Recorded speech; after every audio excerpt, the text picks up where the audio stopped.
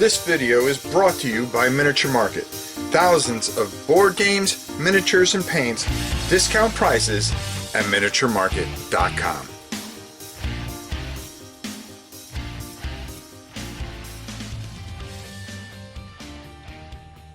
Hey everybody, Joe Pal Rob. Now, I'm a big fan of when people send me stuff as far as rules and things like that that are a little bit different and outside the box. A matter of fact, I got a couple of them that I have to print out yet. This one I printed out and I read through. I haven't bind it yet, but don't worry, I will. And that is Dungeoneers by Michael Lenstein. I think I tried to say it during the video, but I completely blow it up. A very unique system. You know, when you get some of the stuff, a lot of times it's incomplete.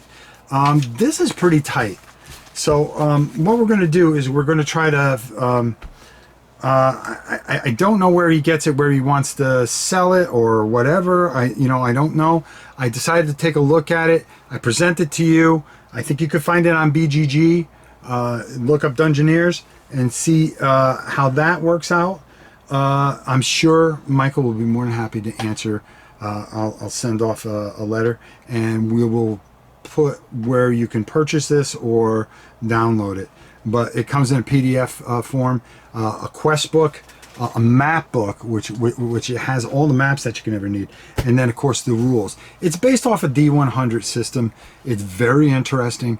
I'm going to go down and talk a little bit about it. Excuse me, but I'm not going to give you everything. I'm going to give you a taste of it and let you discover it for yourself and see if it's something for you. I think we're going to do it here on the channel to really give a good feel for it down the road here.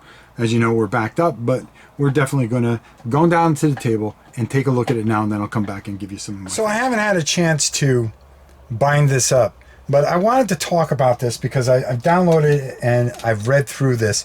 It's 100 pages. You don't have to read all through it. It's mostly a lot of charts. It's based on a D100 system, which is really kind of neat, which caught my attention.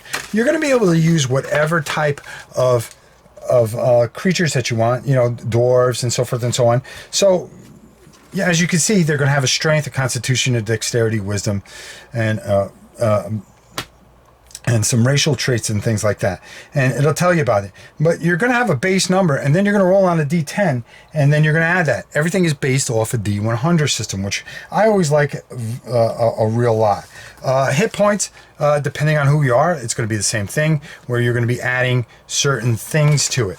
Now, as we skip ahead a little bit and talk about entering a dungeon, what you're going to do is you're going to be building basically a random dungeon, and I'll show you the tiles in a minute because there's a whole book for that. Again, we're going to come right here how a turn sequence goes. Everything is considered by this threat system, and there's a little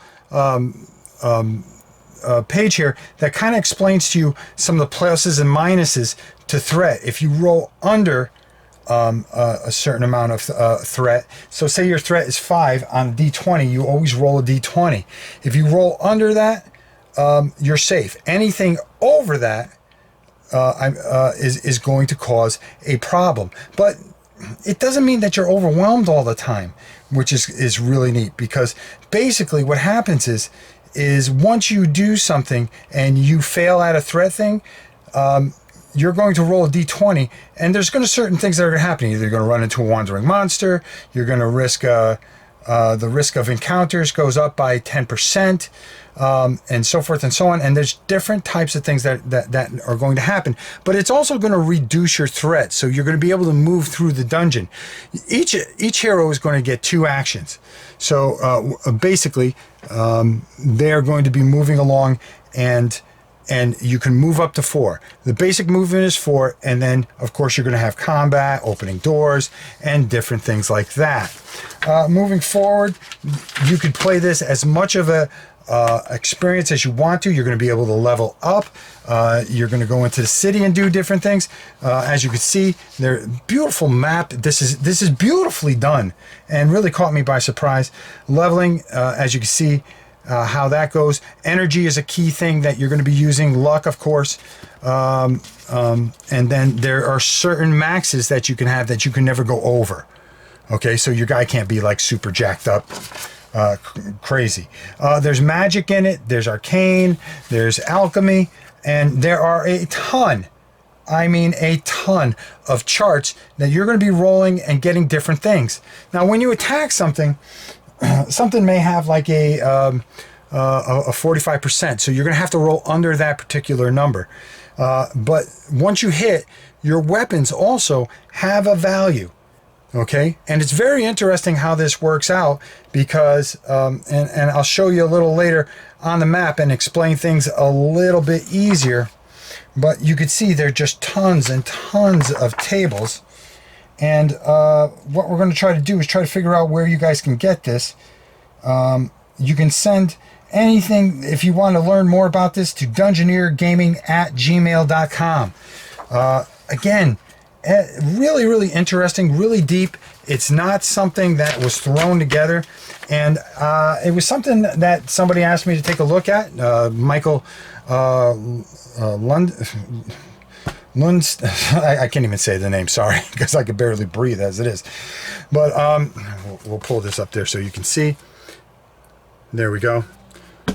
Lunenstein, sorry, I'll butcher it. But very interesting, very well put together, 100 pages. We'll get this bind up and we are going to be giving this a try out. But it didn't stop there. Okay, there's more.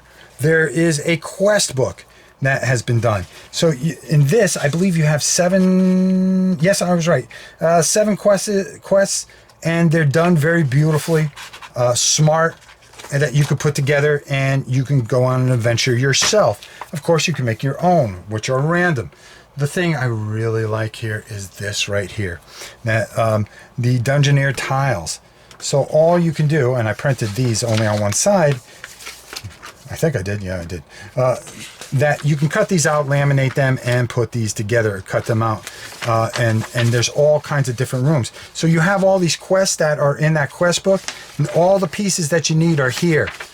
Okay, just cut them out, and you're ready to go. Like I was saying about combat, it's really kind of fascinating. Depending, you can roll on a chart to decide what kind of defense stance that they are going to take and so forth and so on. And for instance, if this guy went here and rolled a D100, hit, got under the number, because you always get the number. So say that, you know, it's like he's at 54%. If he is able to hit him underneath that and rolled like 22%, with some modifiers. There are some modifiers here where you could take 10%, 5%, and so forth and so on. And he decided to, he has an armor, which is a +2 or something like that.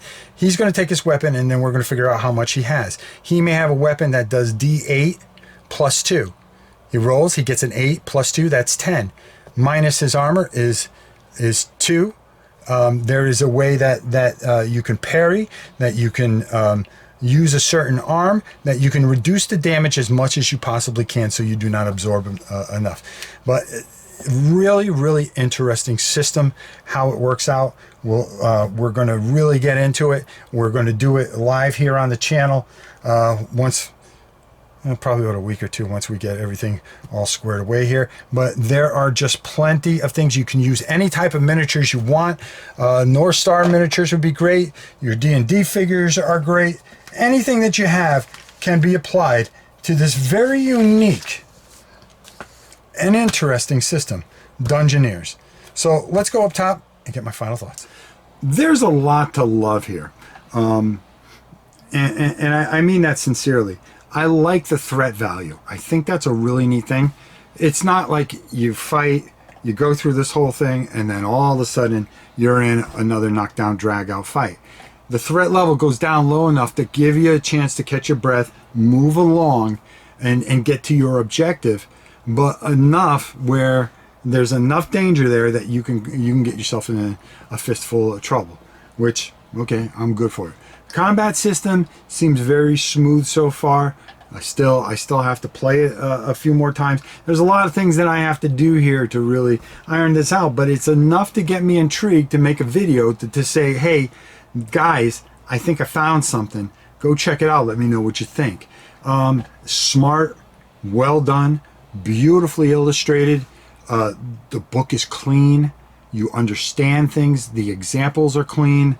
This is probably one of the best books I've seen in a long time that has come from somebody who said, hey, Rob, can you check this out? And I have to give Michael all the credit in the world. This is fantastic. The maps are fantastic. You laminate those. You got everything where you can put some doors on, a little weight, and you got yourself a very quick dungeon that you're going through and experiencing all these different things. I like the weapons seem very balanced so far. I played around with a couple of them. Very, very smart, very well done. This might be something that you guys are looking for out there. And when we get our website up, we're going to see if we can get this file uploaded with Michael's permission, where you guys can get a hold of it or pay for it or go or work with Michael to make sure that you get very well taken care of. I really like it, and I think it's something different. I found myself using some of my Frostgrave guys and stuff like that. Works out perfectly. So until next time, it's your old pal Rob. We'll see you soon. Go check this out on BGG.